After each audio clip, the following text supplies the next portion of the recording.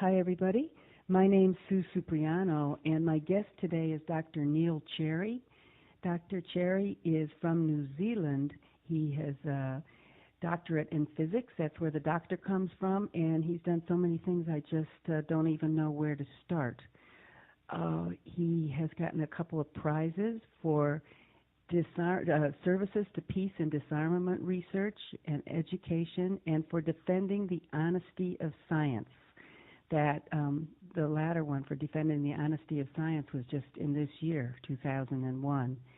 And Dr. Cherry works with meteorology, radio frequency, agriculture, land and water resources, wind energy, climate research, electromagnetic radiation, and the health effects of all these things, and just on and on. As I was saying, Dr. Cherry, I don't know. And you said that you have a consultant company and you're an elected official in New Zealand where you live.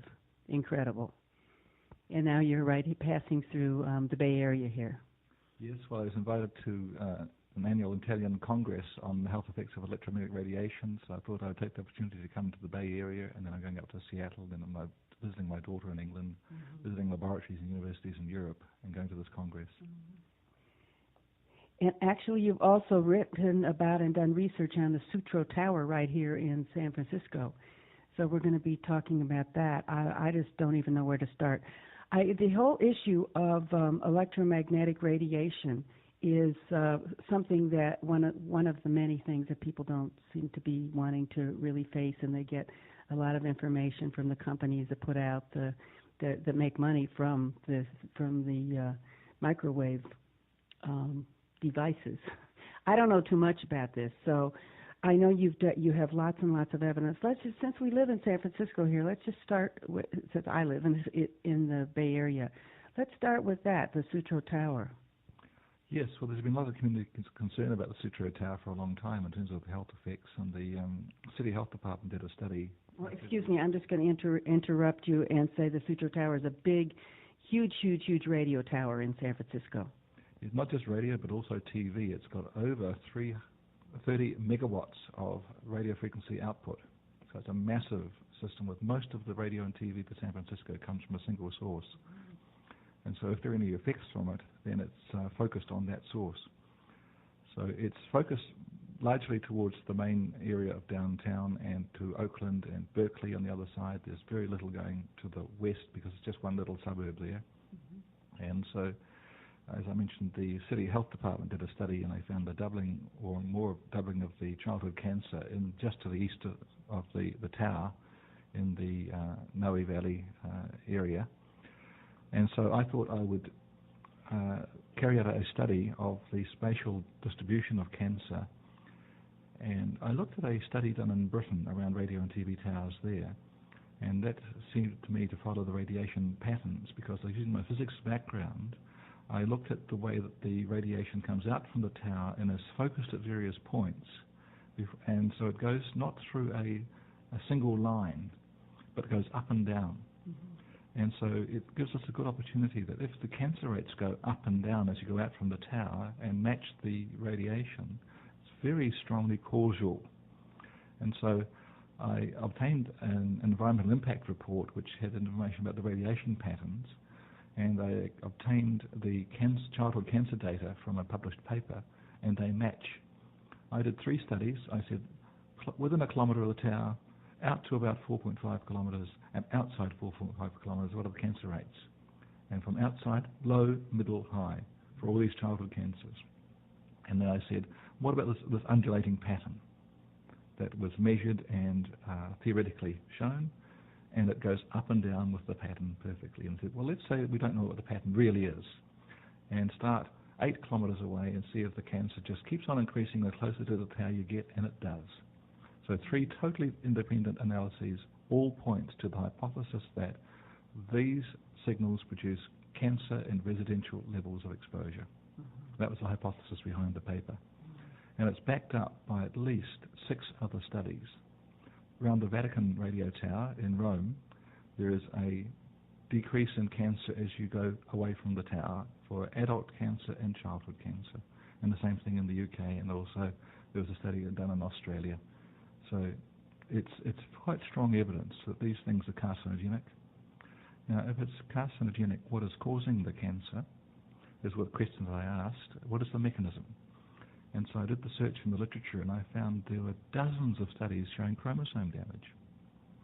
And chromosome damage means DNA damage, because chromosomes are built out of DNA. And now we have got the research from America and from Europe showing DNA damage from microwaves and radio waves. And I was surprised to find the first paper showing chromosome damage from radio frequency signals was published in 1959. And recently in a court case, I was giving evidence for a police officer who had a radar exposing his head for years, and he got a brain tumour on that side of his head. And the state attorney general, opposing my position, said that Dr. Cherry's position that these things cause chromosome damage and DNA damage is a novel position. And the attorney on my side said, well, we've known it since 1959, so it's not novel. And so that's what I was surprised. I'm what I call a magpie, that I collect all this information and I put it together and try and build the whole picture to see how it fits together. Well, and clearly if that information is true about here, it's true about these kinds of towers all over the world. So why don't we know this? Well, because government officials, in the Western world particularly, and the companies and the military all don't want to accept this evidence, because that would then mean that radars are a problem, that military systems are a problem, that workers in these areas might get cancer or might get heart attacks or all that kind of stuff, and that the population cancer rates must be associated with something else, not the cell phones, not the radio towers, not the TV towers, not the media that's giving all the information. So you can see the conflict of interest here. But the thing that really annoys me most, because I'm an independent academic that reaches out to look at the scientific research and pulls it in, and I'm on the Standards Committee in New Zealand, but it's dominated by people who take the telecom position, including government officials who appear in court for telecom. And that happens all around the world, and particularly the Western world. And so the public health protection isn't based on epidemiology, which is the studies of public health.